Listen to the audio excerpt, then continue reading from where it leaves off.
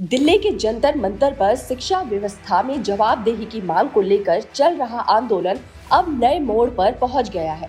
सामाजिक कार्यकर्ता और शिक्षाविद सोनम वांगचुक पिछले 17 दिनों से भूख हड़ताल पर है। डॉक्टरों के अनुसार लगातार उपवास की वजह से उनका स्वास्थ्य कमजोर हुआ है। आंदोलनकारियों का कहना है कि सरकार अब तक उनकी मांगों पर औपचारिक बातचीत के लिए आगे नहीं आई है। वहीं सरकार का कहना है कि इस मुद्दे को राजनीतिकरण किया जा रहा है। सोनम वांगचुक ने कहा है कि वे शारीरिक रूप से कमजोर जरूर हुए हैं, लेकिन उनका संकल्प पहले की तरह मजबूत है। उन्होंने कहा कि जब तक आंदोलन अपने तार्किक निष्कर्ष तक नहीं पहुंचता, तब तक वे पीछे नहीं हटेंगे। डॉक्टरों के मुताबिक लगातार अनशन की वजह से उनका वजन लगभग 8.5 किलो कम हो चुका है। ब्लड प्रेशर भी सामान्य से नीचे गिर गया है। समर्थक लगातार उनसे अनशन समाप्त करने की अपील कर रहे हैं। ये आंदोलन शिक्षा व्यवस्था में जवाबदेही की मांग को लेकर किया जा रहा है।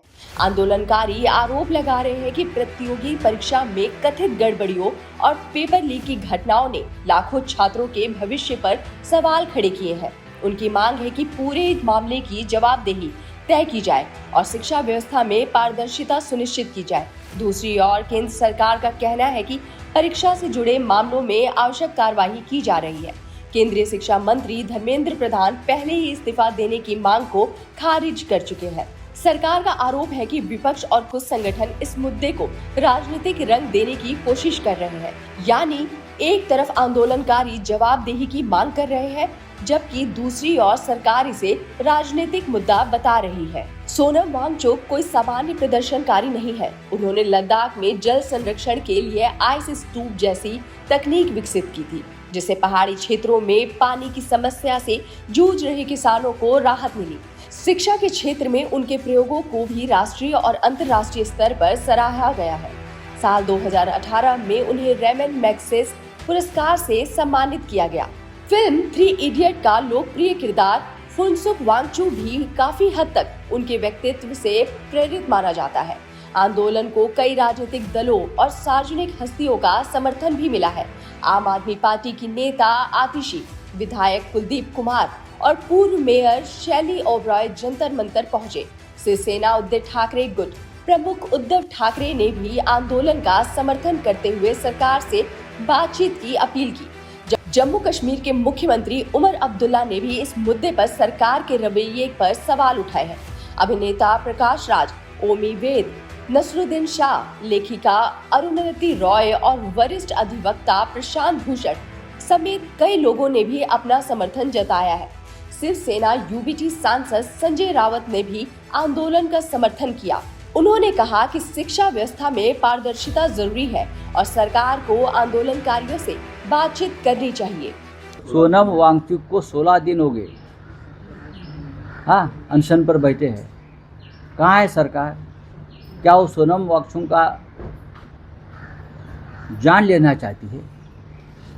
सोनम वांगचुक असाधारण व्यक्ति है। सोनम वांगचुक एक बहुत बड़े पर्यावरणवादी है, शिक्षण तज्ञ है, पद्मश्री है। और क्यों अनशन को बैठे हैं?